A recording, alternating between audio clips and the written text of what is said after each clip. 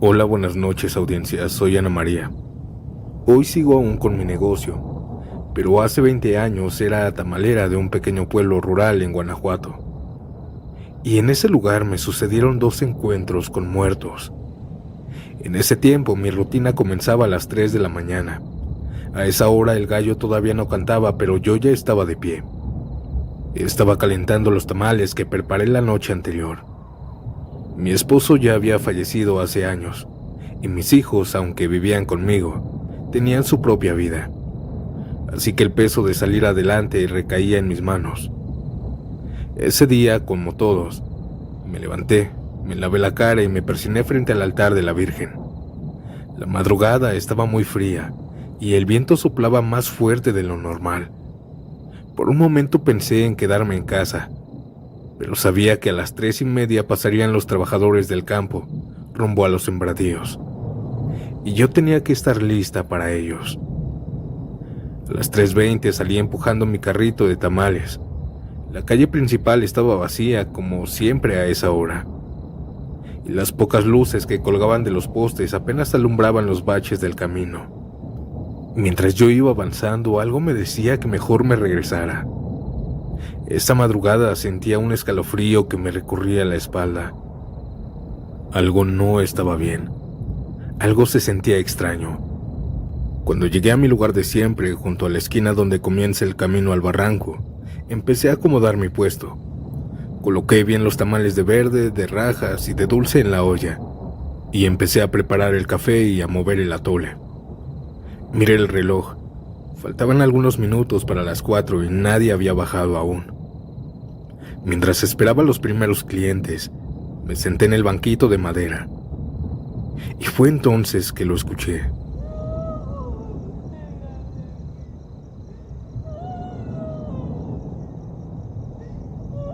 Era un lamento largo, como un gemido desgarrador, lleno de aire. Se escuchó de un tono tan triste que me estremecí. Pensé que era alguna mujer del pueblo, tal vez alguien que había perdido a su bebé. Esa mujer se estaba lamentando muy fuerte y se escuchaba desgarrador. Pero luego me di cuenta de que el sonido no venía de una sola dirección, sino que parecía rodearme. Me levanté, nerviosa, mirando a todos lados. El viento se detuvo de golpe, y el ambiente quedó en un silencio absoluto. Aquel llanto se iba acercando más y más, pero yo no veía nada. Sin embargo, el tercer grito de aquella mujer fue muy cerca, y ahí la vi. Una figura femenina, alta y delgada, con un vestido blanco como de novia. Ella estaba a unos metros cerca del barranco, pero estaba flotando. Ella estaba mirándome, o al menos eso parecía, porque su rostro estaba cubierto por un velo. Era la Llorona. Había escuchado muchas historias, pero solo pensé que era un mito. La verdad, no sé cómo reuní valor, pero grité: ¿quién anda ahí? Aquella figura lentamente comenzó a alejarse hacia el barranco, pero no lo hizo bajándose. Ella cruzó por ese lugar, flotando, dejando a su paso un aire helado. Sentí que las piernas se me hicieron débiles cuando aquella mujer volvió a gritar, pero ella se escuchaba a varias cuadras atrás. Era real lo que decían aquellas leyendas, que si estabas cerca la escuchabas lejos y viceversa. Yo no podía moverme, sentía mi corazón latir muy rápido y parecía que me iba a desmayar. Cuando aquella mujer desapareció y dejó de escucharse, el viento volvió y escuché el sonido de las ramas moviéndose a la distancia. Esa madrugada, 30 minutos después, los trabajadores del campo comenzaron a llegar. Todos los del pueblo la habían escuchado. Es por eso que decidieron no salir. Volví a la casa como a las 12 de la tarde, aún asustada y rezando. Sin embargo, esta no fue la única vez que viví algo extraño. Muchos años después, también a la misma hora, estaba preparando mi puesto cuando vi algo aún más aterrador, o al menos para mí. Esta vez yo estaba acompañada. Habían varios trabajadores ahí en mi puesto, y mientras le estaba pasando un banquito a un muchacho, alguno de ellos empezó a decir que volteáramos. Todos vimos una luz en el barranco. Era como una bola de fuego que flotaba. Estaba moviéndose de un lado para otro. Nos quedamos observándola, pensando que tal vez era una fogata o alguien con una linterna. Pero no. De los árboles bajaron más bolas de fuego, y ellas comenzaron a reunirse. Eran como si estuvieran bailando. Recordé las historias que me contaban mis abuelos sobre las brujas que existían en el pueblo. Esas bolas de fuego que roban energías de los vivos. También era escéptica de esto, pero ya vi que no y que sí existen. Las teníamos justo enfrente de nosotros. Yo agarré el crucifijo que llevaba colgando y comencé a rezar. Los trabajadores comenzaron a decirles de groserías y amenazarlas. De repente, aquellas bolas de fuego comenzaron a subir y se dirigieron al cerro más cercano. Hasta allá se perdieron. Esa madrugada todos comenzamos a sudar frío. Habíamos tenido encuentros con unas brujas. Yo estaba tan confundida. Quizá todas las leyendas existen. Me quedé pensando todo el día. Ni siquiera sentí cómo llegué a la casa por estos pensamientos.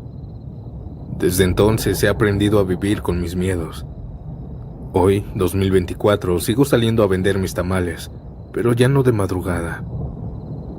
Sin embargo, nunca dejo mi rosario ni mi agua bendita, pues cada día me pregunto si volveré a ver a muertos.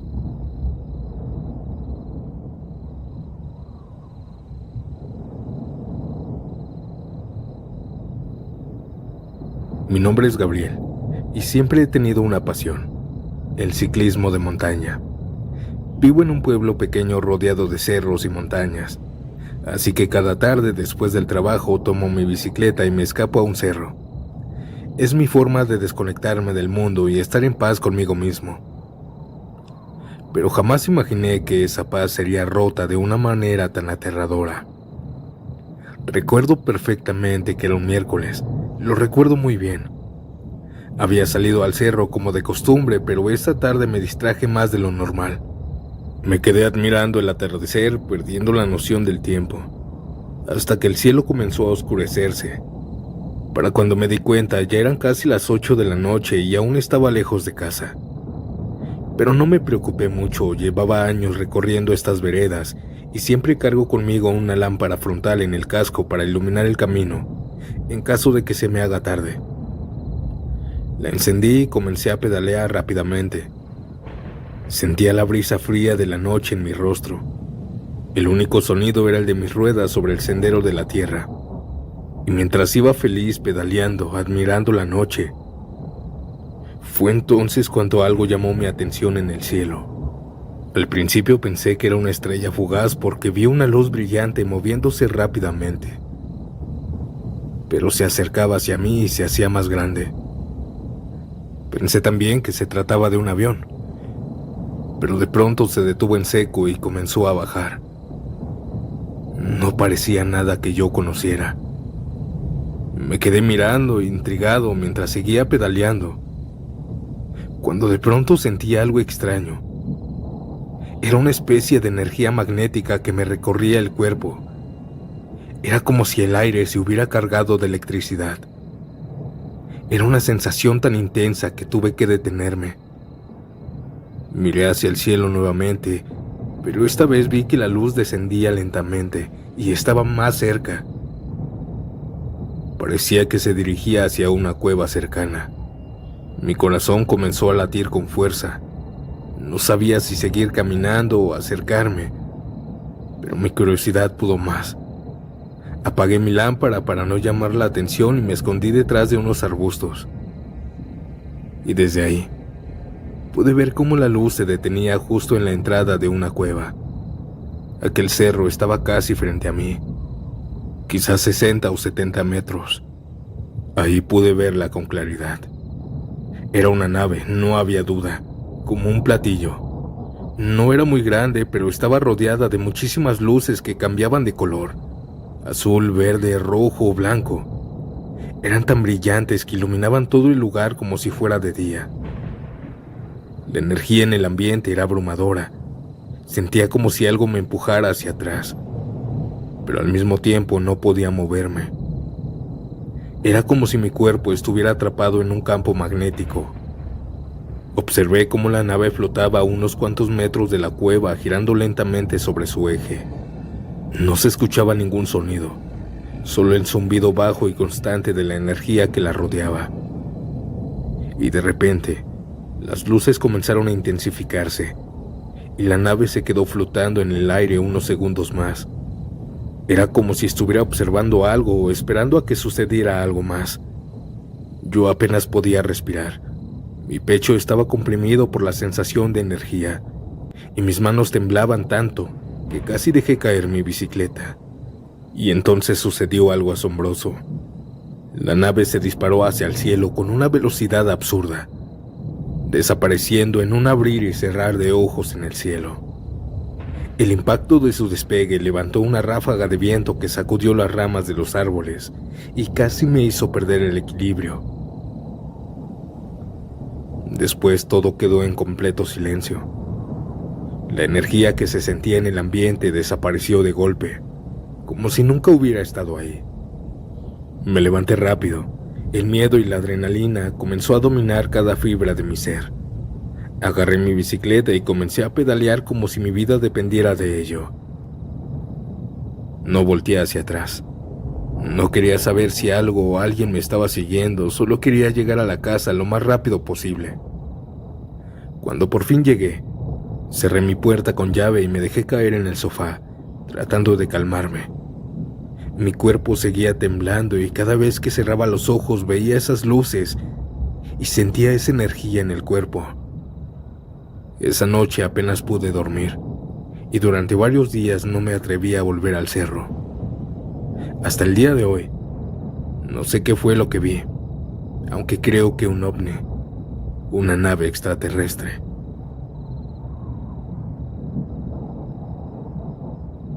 Audiencia, buenas noches. Antes de pasar al siguiente relato, si les está gustando mi contenido, deja tu like y comenta: ¿a qué hora te atreves a sumergirte a estas historias de terror? Ahora, sin más interrupciones, continuemos con la siguiente historia.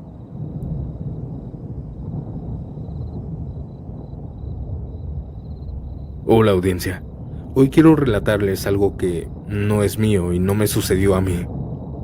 Hace algunos años, platicando con mi amiga Claudia, me contó algo que jamás he podido olvidar.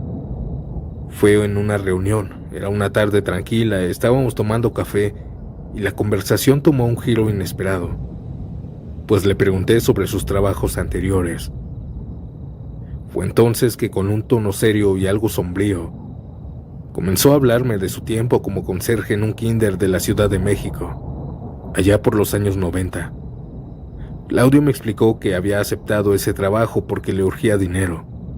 No solo era la conserje, sino también tenía que vivir ahí. En una esquina del terreno del kinder había un pequeño cuarto hecho de tabique y losa, apenas lo suficientemente grande para una cama, un buró y una hornilla. El cuarto era muy sencillo, pero para ella era más que suficiente. Pero a pesar de ello, lo que vivió en ese lugar le dejó cicatrices que no se borran. Todo estaba bien durante las semanas de clases, los gritos y risas de los niños llenaban el lugar durante el día. Y por la noche, cuando todo quedaba en silencio, mi amiga Claudia sentía cierta calma en la soledad del kinder vacío. Pero todo cambió cuando llegaron los primeros días de vacaciones escolares. Fue durante esas semanas, cuando el kinder quedó completamente desierto, que Claudia comenzó a notar cosas que no podía explicar. La primera noche, mientras intentaba dormir, escuchó un golpe en seco en el pasillo cercano a los baños. Pensó que era su imaginación o algún animal que había entrado. Pero cuando los golpes continuaron, decidió salir a revisar. No había nadie. Cerró la puerta de su cuarto con llave y trató de ignorarlo. Las noches siguientes fueron peores. Claudia escuchaba gritos provenientes de los baños, voces infantiles que lloraban, se quejaban o parecían llamarla. En ocasiones, cuando se armaba de valor para salir a revisar, encontraba todo en silencio y vacío. Pero apenas regresaba a su cuarto, los sonidos volvían. Eran gritos que se te metían en la cabeza, me dijo, estremeciéndose al recordarlo. Además de los gritos aterradores, también oía bancas arrastrándose en los salones, golpes en los pizarrones y pasos apresurados en el patio. También a veces, el ruido de los columpios moviéndose en la madrugada rompía el silencio, o el sonido inconfundible de la bola giratoria de los juegos infantiles. Sin embargo, cuando miraba por la ventana, sí los veía moverse, pero no había nadie, y ni siquiera el viento los podía mover. Todo eso le aterraba, pero nunca vio una figura o algo que pudiera identificar como la causa, quizá muertos. Era como si el kinder estuviera lleno de energía, como si los juegos y los salones tuvieran vida propia, me confesó. Sin embargo, Claudia sabía que no podía perder este trabajo, necesitaba el dinero y no tenía a dónde ir. Así que después de las vacaciones, a pesar del miedo, nunca le contó nada de esto a las maestras o a la directora. Aunque ellas parecían sospechar algo, nunca insistieron demasiado. A veces me preguntaban si no escuchaba cosas, pero yo solo les decía que no, porque no quería que pensaran que estaba loca o que inventaba cosas para llamar la atención, me dijo. Con el tiempo, Claudia aprendió a ignorar lo que pasaba en las noches. Se acostumbró a aquellos gritos en el baño, aquellos aterradores gritos, los pasos y los sonidos de los juegos moviéndose solos. No era fácil, pero simplemente trataba de convencerse de que solo eran ruidos, nada más.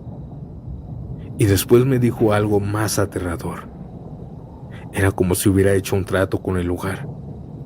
Yo no les molesto y ellos no me hacen daño, me explicó. Claudia trabajó ahí varios años y aunque nunca vio nada, lo que escuchó y vivió durante ese tiempo quedó grabado en su memoria. No sé qué era, pero había algo en ese lugar, algo que no se iba. Cuando me contó esto, yo no supe qué decirle. La forma en que describía todo, la sinceridad en su voz, me dejó sin palabras. Esta fue la historia que puedo contarles. Muchas gracias, audiencia, por escucharme.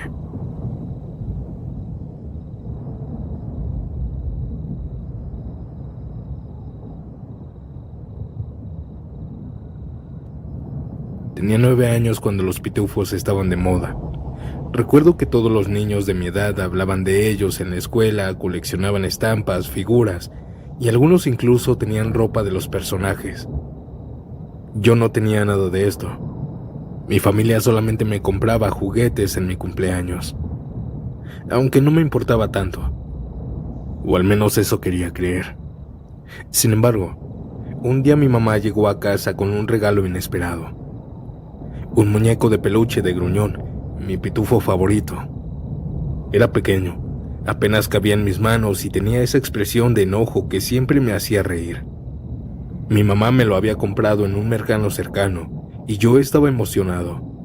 Lo llevé a todos lados durante semanas, hasta que se terminó convirtiendo en mi peluche para dormir, acompañándome cada noche.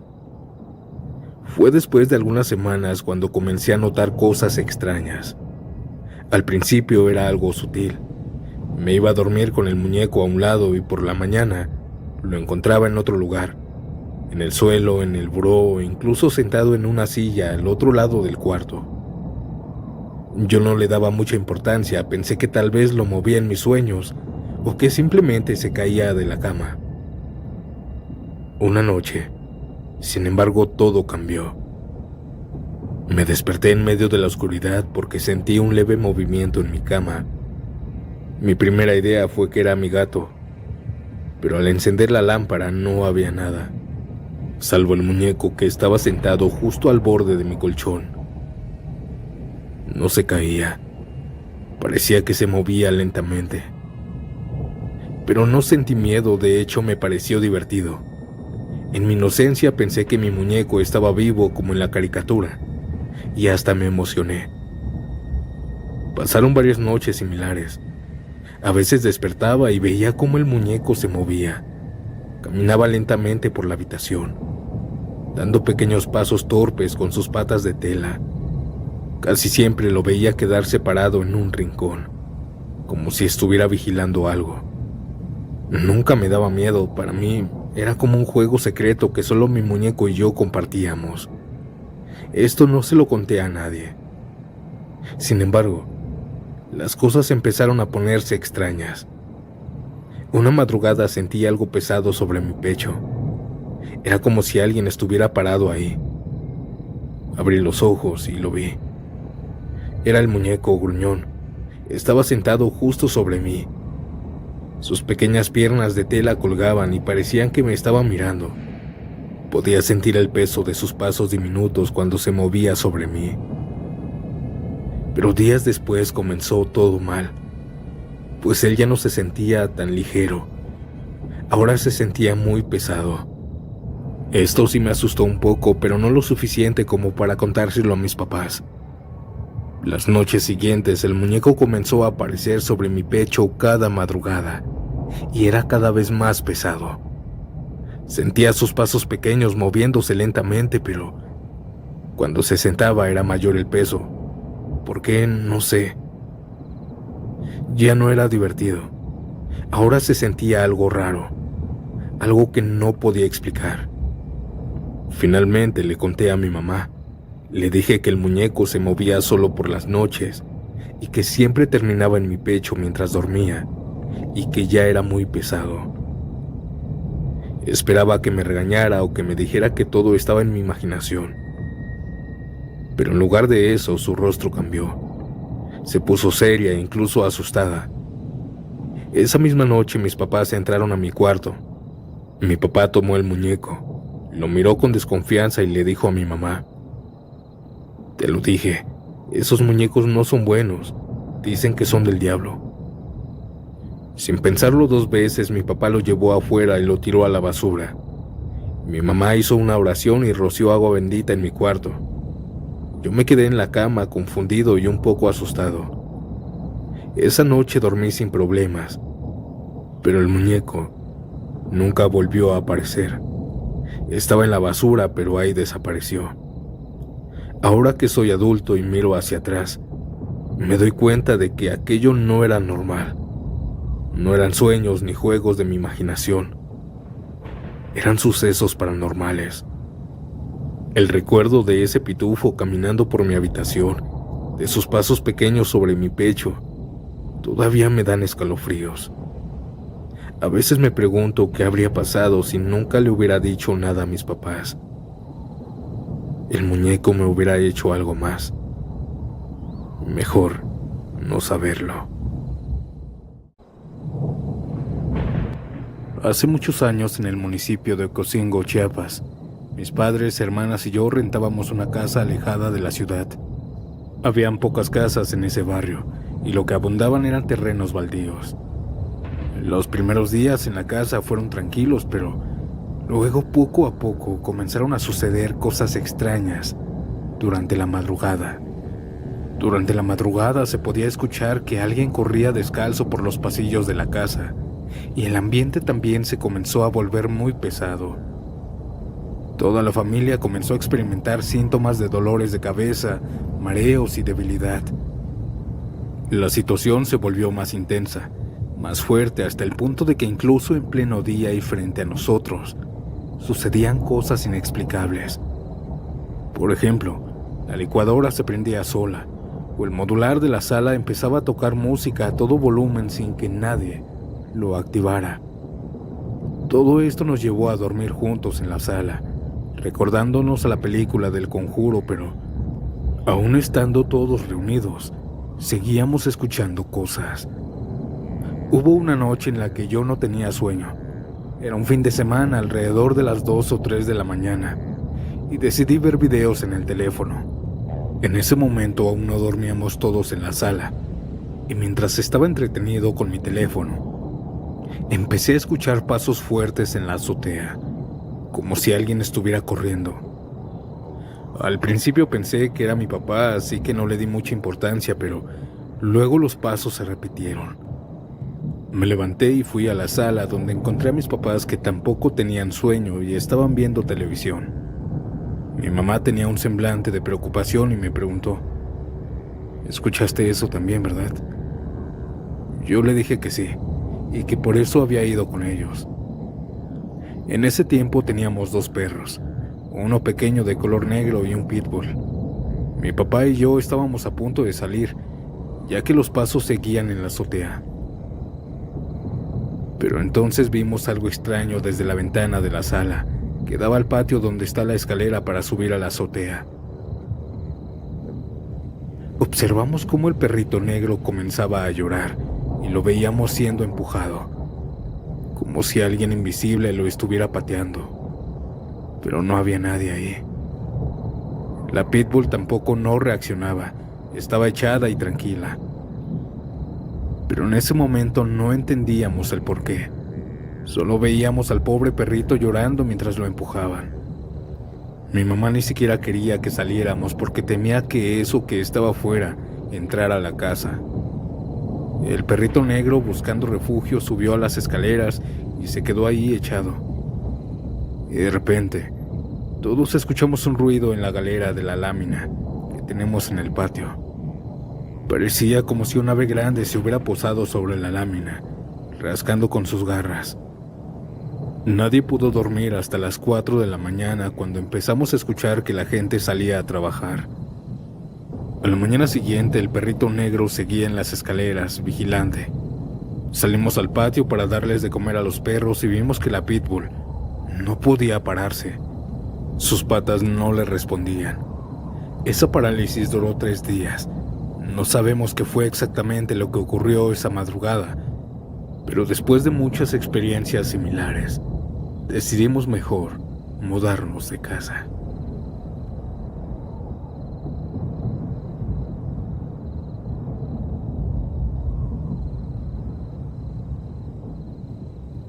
Quiero contar una leyenda que se dice pasó hace mucho tiempo en Huetitán. Hace mucho tiempo existía un establo propiedad de un rico ranchero. Este establo proveía de leche y productos lácteos a gran parte de Guadalajara. Entre los trabajadores de ese lugar había un joven que era muy trabajador y honrado. Un día a este muchacho se le extravió un becerro de los que tenía a su cuidado. El dueño del establo, muy enojado, le ordenó que fuera a buscar al becerro a la barranca y que no regresara hasta encontrarlo. De lo contrario, él mismo tendría que pagarlo o enfrentarse a la cárcel. El joven, preocupado, emprendió la búsqueda bajando por senderos hasta el fondo de la barranca, pero no encontró al animal. La noche lo sorprendió y él, cansado y con hambre, pensó en regresar. Sin embargo, no quería volver sin el becerro, así que se adentró más y más a la barranca. Finalmente, llegó a una casa abandonada, donde decidió sentarse a descansar. La pálida luz de la luna entraba por la puerta y el frío aire se colaba por las ventanas. Y mientras él meditaba sobre cómo solucionar su problema, él dijo: sería capaz de vender mi alma para salir de esta pobreza y miseria en la que he nacido. Así estuvo reflexionando hasta que el cansancio hizo su efecto y el muchacho quedó dormido, recargado en los fríos muros. En medio del sueño, le pareció escuchar el relinchar de un caballo. Esto fue lo que lo hizo despertar y luego escuchó el ruido de unas espuelas de metal golpeando el piso. Seguido de unos pasos que se acercaban hacia donde él se encontraba. No tuvo ni siquiera tiempo de levantarse cuando la imponente silueta de un hombre se detuvo en la puerta. Aquel hombre, vestido totalmente de negro y con un sombrero de ala ancha, obstruyó la entrada de la luz de la luna. «A ti te andaba buscando», dijo el hombre entrando y parándose frente al joven, quien no supo responder. Dijiste que querías salir de tu miseria, así que vengo a ofrecerte un trato. ¿Cómo podría ayudarme usted si ni siquiera lo conozco?, respondió el joven. ¿Te gustaría tener mucho dinero y ser alguien muy importante?, le preguntó aquel hombre misterioso. Para ese momento ya había dejado ver que vestía un traje de charro totalmente negro. ¿Y qué es lo que tengo que hacer?, preguntó el joven. Solo firma aquí y séllalo con tu sangre, y todo lo que anheles será tuyo, dijo el charro extendiendo un viejo pergamino frente al joven. Mi alma a cambio de riquezas, susurró el joven para sí.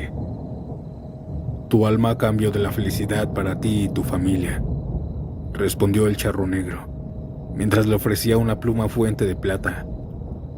El joven tomó la pluma y firmó. En ese momento despertó agitado y confundido por el sueño tan perturbador que había tenido. Desorientado salió de la casa colorada y dejó su pueblo para irse a vivir a Guadalajara, donde su suerte cambió. Tal como el charro negro le había prometido, se hizo rico y llegó a ser un cantante muy famoso.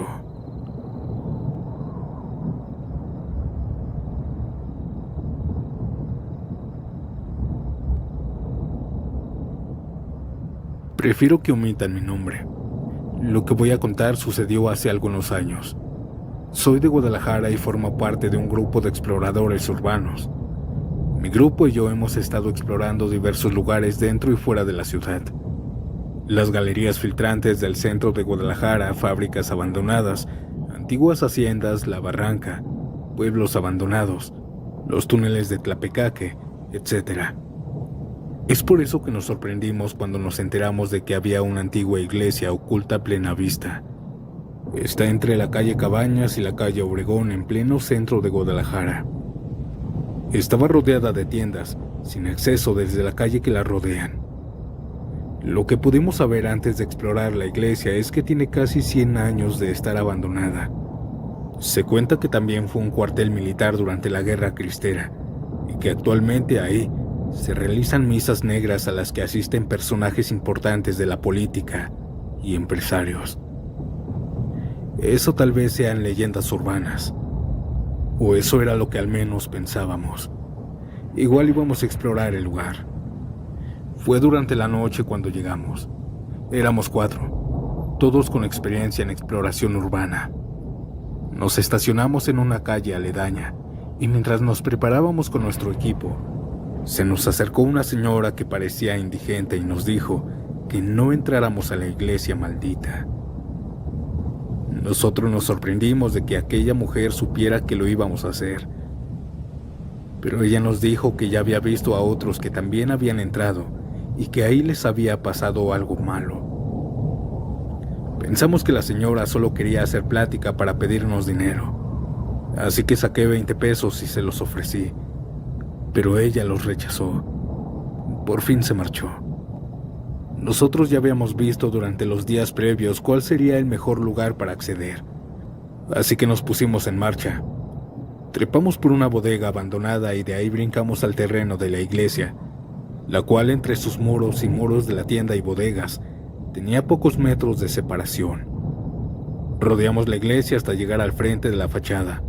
Accedimos por la puerta que estaba caída por un lado, y mientras avanzábamos vimos los nichos donde antes hubo estatuas de santos.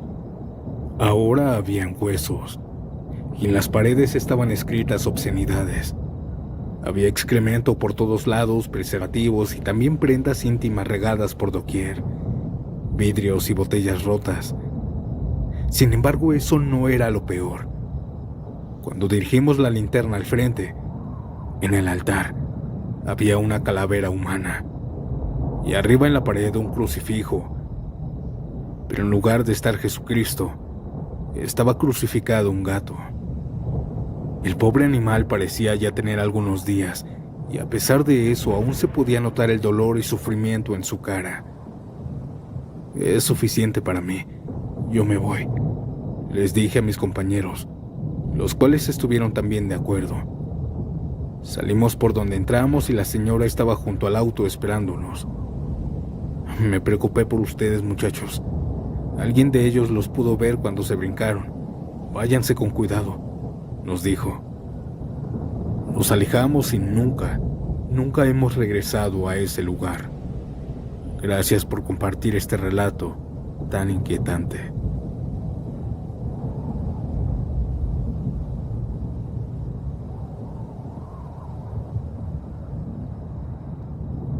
Soy de Guadalajara, de una colonia a las orillas de la ciudad, junto a una barranca que le dicen La Experiencia. En este tiempo que les voy a contar el relato, yo tenía 16 años y mi hermano 17. Como recordarás, fue en el 2020 cuando llegó la pandemia a México y todo se paralizó y se suspendieron las clases. La gente ahora estaba confinada en sus casas. Pues así es como pasábamos el tiempo mi hermano y yo, encerrados y sin contactos con ninguna persona. En ese tiempo yo tenía un novio de 18 años que era de espíritu aventurero, por así decirlo. Llegaba a ser imprudente en algunas ocasiones. Mi novia tenía un primo que era a su vez novio de una prima mía. En fin, éramos un grupo unido de 5 personas contando a mi hermano, mi prima, mi novio, su primo y yo. Aunque íbamos a distintas preparatorias, siempre nos reuníamos casi todos los días. Pero ya no se podía, y en medio del enfado y el hartazgo de no poder vernos y estar encerrados, a mi novio se le ocurrió la gran idea de escaparnos para vernos. Yo tenía mis reservas, pero al final accedí con una condición, con la condición de que los demás fueran también. Mi hermano, quien siempre ha sido mi cómplice, accedió y lo difícil era convencer a mi prima. Pero al final también accedió porque extrañaba a su novio. Esa noche en la que íbamos a seguir el plan, mi prima se quedó a dormir con nosotros, con la confianza de que no había riesgos de contagio, ya que al igual que nosotros había estado confinada. Esperamos a que mis padres se quedaran dormidos, como por eso de las 11 de la noche. Y ya que somos los más chicos de la familia y que mis hermanos mayores están casados y no viven en casa, solo mi abuela vive con nosotros, pero ella también ya estaba dormida. Salimos de casa y mi hermano había dejado su moto en la cochera cerca de la puerta. Aún así no nos subimos hasta que estuviéramos lo suficientemente lejos para no despertar a mis padres. En el punto de la reunión ya estaba mi novio y su primo en sus motos. Ahí decidimos ir a un lugar dentro de la barranca donde hay un nacimiento de aguas termales, conocido como las Pilitas del Muerto. Es un lugar muy concurrido y al que ya habíamos ido muchas veces.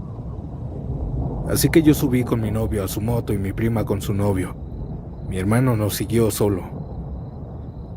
Bajamos por el camino de terracería hasta donde ya no pudimos seguir con las motos, y es donde siempre las habíamos dejado. Caminamos otro tramo más llegando a las Pilitas del Muerto. Nos metimos a nadar y luego de un rato de divertirnos, mi novio y yo nos fuimos a otra pilita. Cabe decir que una pilita acá les decimos así a las albercas naturales que hay en esta parte. A donde fuimos mi novio y yo está río abajo de la más grande a donde habíamos llegado. Y mientras platicábamos, vimos algo que nos llamó la atención. Unas bolas de fuego que bajaban por las paredes de la barranca. Y digo bajaban porque no era como si alguien los hubiera aventado, sino que parecían bajar muy despacio. Mira, son las brujas, le dije a mi novio. Y es que ya antes había escuchado a mi abuela decir que cuando llegó a la colonia con mi abuelo, habían muy pocas casas, y desde la ventana se podía ver cómo algunas noches se veían volar las bolas de fuego por la barranca. Ella decía que eran brujas que venían desde Huetitán y de Mezquitán. Yo escuchaba esas historias, pero nunca le creí la verdad. Mi novio trató de tranquilizarme diciendo que solamente era basura que la gente quemaba y luego la aventaba.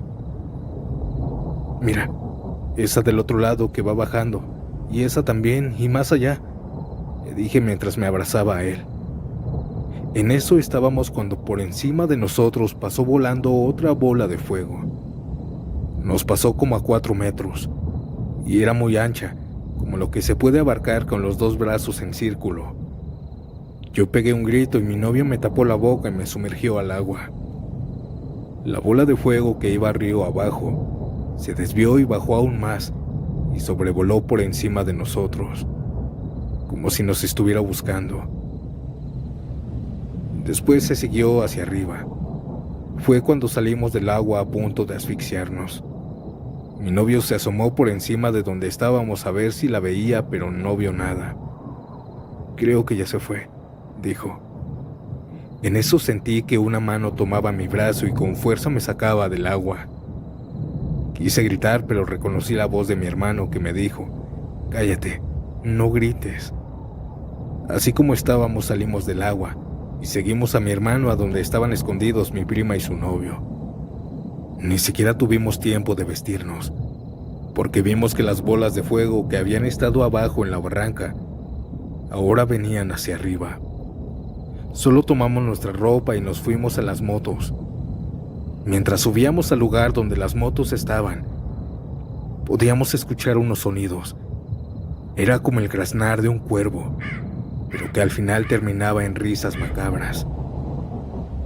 Está de más decir que cuando llegamos a casa mis papás ya estaban muy enojados esperándonos.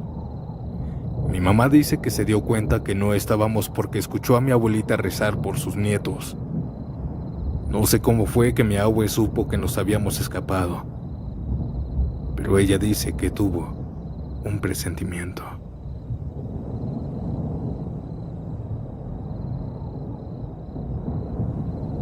Antes de continuar, si disfrutas de mi contenido, deja tu like, suscríbete y dime, ¿a qué hora te atreves a escuchar estas macabras historias?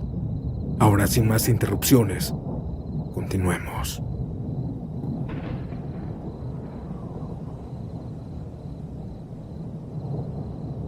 Quiero contar mi historia paranormal. Soy de Colombia y vivo con mi mamá y mi abuela. Un día sábado me encontraba en mi casa sola, ya que mi madre y mi abuela trabajaban. Yo estaba en mi habitación mirando mi celular cuando empecé a escuchar pasos en la sala. Me asusté un poco y me levanté a cerrar la puerta de mi habitación. Un rato después comencé a escuchar que las sillas de la sala empezaron a moverse, a arrastrarse. Tomé valentía y abrí la puerta y fui a ver lo que estaba pasando. Y cuando miré, las sillas estaban en otra posición. Yo salí corriendo a mi habitación sin cerrar la puerta. Yo estaba asustada, pero también me sentía observada. Y fue aquí que miré hacia la puerta. Fue entonces cuando vi una mano blanca, pálida, con uñas muy largas, agarrándose de la orilla. Y después esa cosa se asomó. Pude ver su rostro. Era algo con forma humana, muy alto, totalmente blanco, sin cabello ni nariz. Sus ojos eran grandes y me miraban fijamente con una sonrisa. Cuando lo miré quedé paralizada y comencé a gritar. Y entonces esa figura se fue corriendo como un animal en 4 patas directo a la cocina, donde escuché un fuerte ruido. Temblando llamé a mi mamá y le conté lo que pasó. Ella me dijo que me encerrara en mi habitación mientras llegaba. Poco después llegó y golpeó la puerta. Fuimos juntas a la cocina para ver qué fue el ruido que escuché. Y al entrar a la cocina, vimos que todas las cosas estaban tiradas en el piso. Mi mamá también entró en pánico y decidimos irnos a quedar con mi bisabuela. Esa ocasión intentaba tranquilizarme hasta que por fin lo logré. Esto fue todo, audiencia. Saludos.